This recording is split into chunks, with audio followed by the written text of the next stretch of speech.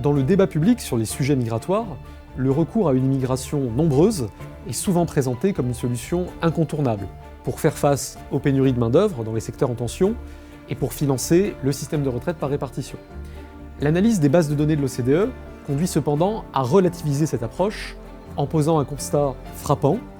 l'immigration accueillie en France est globalement moins intégrée au marché du travail qu'ailleurs en Europe. En effet, selon la plus récente publication de l'OCDE portant sur les indicateurs de l'intégration des immigrés,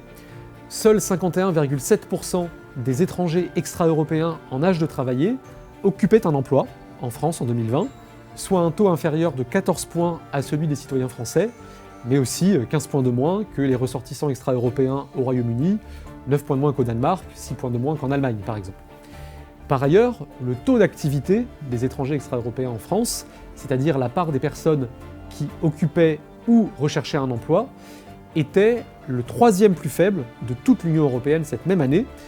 tandis que leur taux de chômage était plus du double de celui des citoyens français, à 19,5% contre 8%.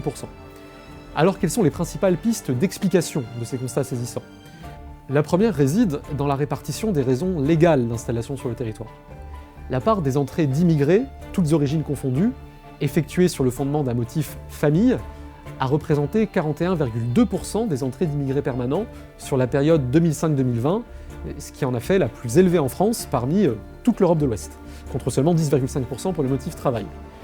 Une seconde clé de compréhension réside dans la forte prévalence de profils au niveau d'éducation faible.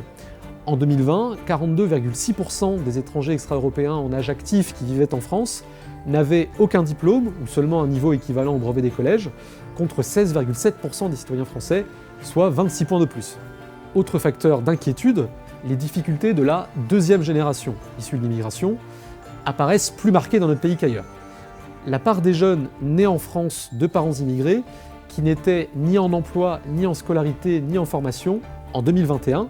était la deuxième plus élevée du monde occidental. Seule la Belgique connaissait de plus mauvais résultats en la matière. Au-delà des nombreuses et indéniables réussites individuelles, il apparaît donc que la réalité de l'immigration en France est aujourd'hui marquée par une forte prévalence des profils de consommateurs fiscaux nets, surbénéficiaires et sous-contributeurs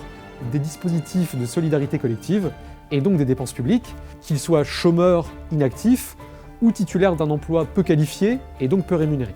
Afin de rétablir les grands équilibres en la matière, il importerait enfin de considérer l'immigration comme n'importe quelle autre politique publique, ayant pour objectif de minimiser les coûts et de maximiser les bénéfices pour la société française,